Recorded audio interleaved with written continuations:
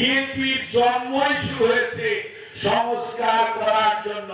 15 মাস চলতেছে, এখন জাতি নির্বাচনের দিকে এগিয়ে যাচ্ছে।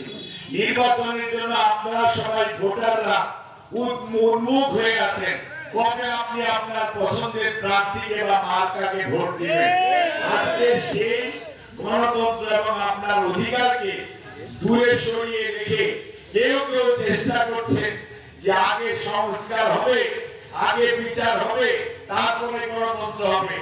আমরা বাংলাদেশ জাতীয়তাবাদী দল সব সময় বলেছি সংস্কার, বিচার এবং গণতন্ত্র একই সাথে চলতে হবে, এবং বিএনপি সংস্কারে বিশ্বাস করে দেখেই বিএনপি 2022 ডিসেম্বরে প্রথম 27 দফা রাষ্ট্র মেরামতের কর্মসূচি আমাদের নেতা জনাব তারেক রহমান ঘোষণা করেছে।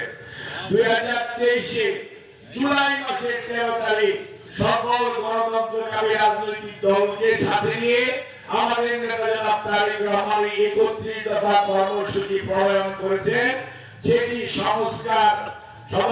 সংস্কারের প্রস্তাবনা। কেউ কেউ দেখলাম আজকে পত্রিকার পাতায় কোন উপদেষ্টা বলেছেন বিএনপি নাকি সংস্কারে বিশ্বাস করে না। আরে ভাই, তোমার জন্মের পূর্বে আমি সেই উপদেষ্টাকে বলতে চাই, আমার ছোট ভাই, তুমি যখন জন্ম নেও নাই ওই সময় শহীদ জিয়া রহমান বাকশালের কবরের উপর বহুদলীয় গণতন্ত্র রচনা করেছিলেন, এবং পরবর্তীতে বেগম খালেদা জিয়া রাষ্ট্রপতি শাসন ব্যবস্থার উপর আজকে সংসদীয় গণতন্ত্র প্রতিষ্ঠা করেছিলেন। বিএনপির জন্মই শুরু হয়েছে সংস্কার করার জন্য।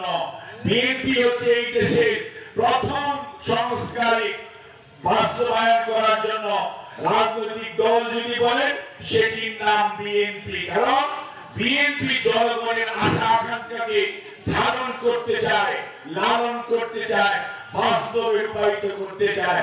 বিএনপি কথায় নয় কাজে বিশ্বাস করে, সেটির প্রমাণ রেখেছেন শহীদ জিয়া এবং খালেদা জিয়া। আর সেই প্রস্তাবনা নিয়ে তারই ধারাবাহিকতায় হাজির হয়েছেন জনাব তারেক রহমান 31 দফা কর্মসূচি নিয়ে। কাজেই বিএনপিকে সংস্কারের প্রতিপক্ষ যারা মনে করেন তারা সত্যিকার অর্থে শাক দিয়ে মাছ ঢাকতে চান। বিএনপি কোন অবস্থাতেই সংস্কারের প্রতিপক্ষ নয়। এদের সাক্ষী দিবে, এদেশের মানুষ বলবে, এদেশের ইতিহাস বলবে। বিএনপির ইতিহাস সংস্কারের ইতিহাস, বিএনপির ইতিহাস পরিবর্তনের ইতিহাস, বিএনপির ইতিহাস মানুষের চাহিদার সাথে সামঞ্জস্য রেখে এগিয়ে যাওয়ার আধুনিক বাংলাদেশ গড়ার ইতিহাস। বিএনপি পুরোকে আকৃষ্ট করে রাখে না।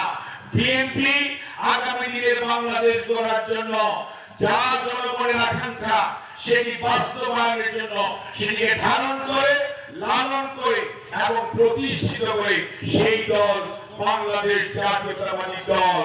বিএনপি বলেছে উচ্চ কক্ষ নিম্ন কক্ষ, আপনারা কেউ বলেন নাই।